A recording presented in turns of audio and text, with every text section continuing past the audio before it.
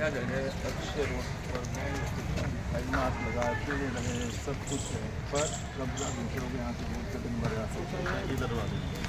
मुख्य कारण है कि कबाड़ी वाले जो हैं अपने मतलब की चीज़ निकाल लेते हैं और जो भी उनके मतलब की नहीं रहती है वो सारा छोड़ देते हैं, उसको नालों में डाल देते हैं या रोड पे या फुटपाथ पे डाल देते हैं।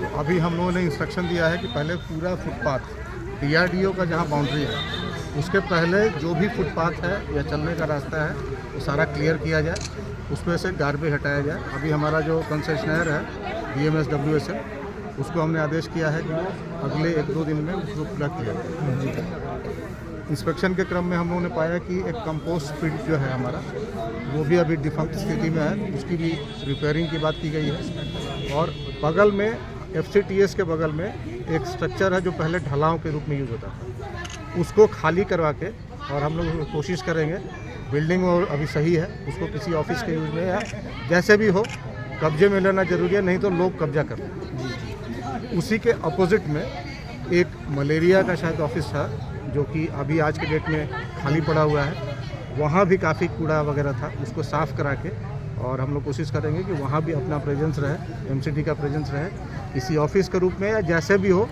लॉक एंड की हमारे पास रहेगा ताकि उसको भी मेंटेन हम लोग। अब पार्क की बात है, पार्क्स में भी लाइट की प्रॉब्लम है, अभी हमारे CM भी उपस्थित हैं, उनसे बातचीत हुई है, कोशिश करके जो भी उपलब्ध बजट है उसमें हम लोग पार्क्स में लाइट की व्यवस्था करेंगे ताकि पार्क्स को पार्क की तरह यूज़ किया जाए। सर, पार्क में जैसा कि अभी बात भी हो रही थी कि यहाँ पर जो असामाजिक तरीके के लोग हैं वो बहुत ज़्यादा बैठते हैं, उन पर कैसे नियंत्रण होगा? लाइट लग जाएगी तो कुछ फर्क जरूर पड़ेगा। लॉ एंड ऑर्डर चूँकि ये पुलिस का मामला है तो हम लोग एक बार जब व्यवस्थित कर देते हैं चीज़ों को तो हम लेटर दे देंगे संबंधित SHO को और पुलिस के वरीय पदाधिकारियों को अपने स्तर से दे देंगे हम लोग कि जो व्यवस्था है बिगड़े नहीं, पहले व्यवस्थित हो जाए, इसके बाद हम लॉ एंड ऑर्डर करें। जी सर, कबाड़ियों का सबसे बड़ा दिक्कत है, जो कबाड़ वाले हैं सारे फुटपाथों पे लगभग उनका सामान पड़ा रहता है, लोगों को आने जाने में दिक्कत होती है, इसके लिए क्या एनक्रोचमेंट जो है उसको देखिए ये एक होलिस्टिक प्रॉब्लम है और कबाड़ एक यहाँ का एक तरह से व्यवसाय है, तो 1-2 दिन अगर हम केवल कार्रवाई करते हैं तो इससे नहीं होगा, ये लार्ज स्केल पे होगा और पूरे क्षेत्र में एक साथ करना पड़ेगा, क्योंकि हम यहाँ एक करेंगे तो वहाँ से हटा के दूसरी जगह डाल देंगे। यहाँ पे खाली जगह बहुत है, मुख्य समस्या है कि केवल MCD की ही लैंड नहीं है, DDA की भी ज़मीन है, DRDO की ज़मीन है, कई अलग अलग एजेंसियाँ हैं, हम अपने जगह से हटाएंगे तो उसको दूसरे पे डाल देंगे और उनको कोई मतलब नहीं रहता है। तो वैसे मेंटालिटी लोगों की है कि MCD के चलते कूड़ा हो रहा है, लेकिन ज़मीन किसी और की रहती है, बदनामी MCD को है। तो हम कोशिश करेंगे कि अन्य एजेंसियों को भी उनको भी सचेत करें कि आप भी अपने अपने जो ज़मीन है उसको आप। DC साहब, आपके दौरे के बाद फिर मामला ठंडे बस्ते में चला जाता है, इसका कोई कबाड़ और कचरा से मुक्ति के लिए कोई परमानेंट मॉनिटरिंग MCD की क्या हो सकती है? परमानेंट यही है कि हम लोग इसको लगातार करें, क्योंकि आप एक बार करेंगे वो वेट करते हैं 2-3 दिन, फिर जब देखेंगे कि तीसरे दिन कुछ नहीं हो रहा तो चौथे दिन वो डालें। तो हम लोग इसको वीकली बेसिस पर अगर करेंगे तो हो सकता है कि थक के वो छोड़। सर, LI की जिम्मेवारी रहती है इंक्रोचमेंट वगैरह को लेकर, लगातार आप लोग की ड्राइव होती है, दूसरे दिन इंक्रोचमेंट फिर हो जाता है, इस पर जिम्मेवारी किसकी सुनिश्चित? LI की भूमिका है, अगर कहीं भी इंक्रोचमेंट लग जाता है तो उसकी भूमिका है।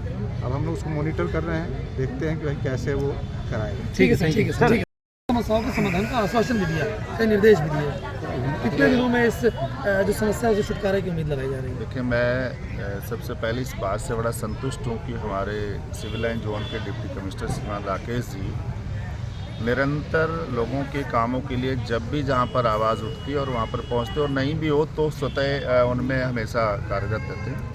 और इसीलिए मेरा पीछे मैंने आग्रह किया तो उन्होंने पहले भी मेरे कहने के अलावा भी यहाँ ड्राइव उन्होंने कई बार किया, और इसके बाद कुछ डेवलपमेंट संबंधित मेरे प्रॉब्लम्स थी तो मैंने कहा कि क्यों ना साइट विजिट किया जाए, तो जिससे कि सामने आ, जैसे इस पार्क में हम लोग खड़े इस वक्त, ये पार्क ग्रीन बेल्ट है E1 का, और यहाँ पर 2 सेमी आई मास्ट लाइट लगे हुए हैं, लेकिन उसमें लाइट नहीं है, जल नहीं रही, तो उसके तार भी चोरी हो गए, उसके हैंडल भी चोरी हो गए, यानी उसके पूरा लीवर भी चेंज हो गया, सब कुछ चोरी हो गया, लेकिन जल नहीं रहा है। पार्क की हालात ही इसकी है कि इसके अंदर घास तो छोड़ो, यहाँ पर पत्थर भी गिरिल उठोड़े नहीं मिल रहा है, क्योंकि इसके साथ में जो रोड पार करते हैं वहाँ पर जो ब्लॉक है, तो मोस्टली वो लोग हैं जिस भारत को भारत नहीं बल्कि इसको बर्बाद करने के लिए यहाँ पर एकत्र हुए हैं और तमाम कबाड़ और तमाम चीज़ें डाल करके लोगों के बीच में इस प्रकार का माहौल उत्पन्न कर रहे हैं कि लोग यहाँ से खाली करें। तो हम लोगों की एक जिम्मेवारी बनती है कि उनको एक अच्छी सुविधा के साथ करें। इसमें विजिट किया गया, संबंधित सभी HOD यहाँ पर हैं और सभी की जिम्मेवारी लगाई गई कि हाईमास्ट लाइटों को जो भी कमी है उसका टेंडर करके तत्काल उसको चालू किया जाए। और इन पार्क में जो भी ग्रिल्स हैं और जो भी इस तरह की बाउंड्री छोटी छोटी है जिनकी वजह से लोग अराजक लोग इधर प्रवेश कर जाते हैं, इसमें स्थानीय लोगों को बैठने में दिक्कत होती है, उसका भी जल्दी एस्टिमेट करा के और इसको पूरा कराया जाए।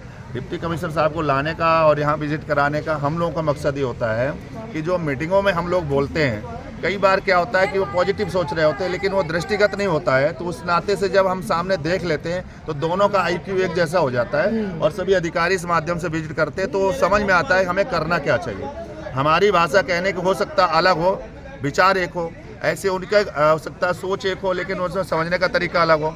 तो जब दोनों लोग राउंड करते हैं और देखते हैं तो हमारी विचार और सोच कार्य करने की क्षमता एक जैसी हो जाती है और काम जल्दी होता है। उम्मीद करता हूँ जल्दी इनमें हम कामयाब होंगे। तो आज जो दौरा हुआ किन किन मुद्दों को लेकर हुआ है? क्या आने वाले समय में भी अधिकारियों के दौरे और DC साहब के दौरे और होते रहेंगे जिससे कोई समस्या समय पे देखिए, आज तो सूचना का था इसलिए सभी को जानकारी हुई। अधिकारियों के साथ दौरा हमारा बराबर होता है, तभी मैं यहाँ पर काफ़ी काम कर पाया। पीछे मैंने 10-12 गलियाँ यहाँ पर बना दी, अभी भी मैं 8 गलियाँ और बनाने जा रहा हूँ, जिसके लिए तो बिना अधिकारियों के सपोर्ट का तो मैं कर नहीं सकता हूँ। मलेरिया सेंटर यहाँ पर बना दिया, यहाँ पर E ब्लॉक और D ब्लॉक की मार्केट में टॉयलेट वॉशरूम का वो विषय था पूरा कर दिया।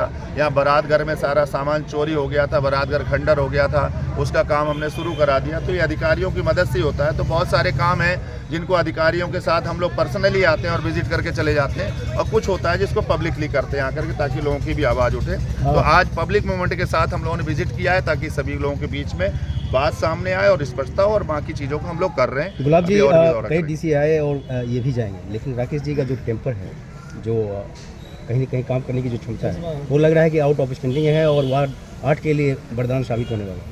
क्योंकि मैं एज ए DC या राकेश जी के नाते से मैं उनके बारे में कहूँ कि क्या है, लेकिन क्या काम करने से व्यक्ति का ये पता चलता है कि ग्राउंड रियलिटी से अनुभव रखने वाला और काम करने की इच्छा शक्ति। तो जिसके पास इच्छा शक्ति होती है, वो अधिकारी हो कर्मचारी हो, वो निरंतर अपने प्रयास करता है। और इसमें राकेश जी का मैं तारीफ़ करना चाहूँगा, सामने तो शायद नहीं करता, तो उनका मैं कहूँगा कि वो निरंतर, मैं रात को कभी कभी 10 बजे भी कॉल करता हूँ और समस्या बताता हूँ, तो तत्काल 10 मिनट 15 मिनट में रिजल्ट आता है और सुबह उसके इम्प्लीमेंटेशन होता है। और भी अधिकारी रहे मेरे बहुत अच्छे लोगों से, मैं 2007 से पार्षद हूँ, तो स्वाभाविक है बहुत सारे DC से मुलाकात हुई होगी और बहुत अच्छे अच्छे लोग आए, लेकिन कुछ ऐसे भी लोग आए कि जिन्होंने टाइम पास किया है, टाइम पूरा किया चले गए।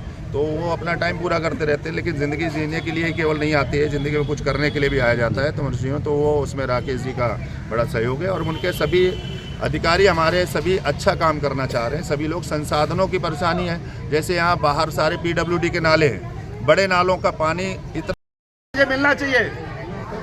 अगर आप लोग 10 लोग हमारे साथ नहीं खड़े होंगे तो बदमाश का टुच्चा भी आगे गाली दे जाएगा, करेगा नहीं करेगा। अब जाऊं मैं आगे, कुछ और काम दिखा दूं, लाइब्रेरी करवानी है यहाँ पर बच्चों के लिए पढ़ने के लिए। ठीक हो अम्मा? पास में आ मेरे इधर, गले लग जा पहले इधर आके। मेरी जनसंख्या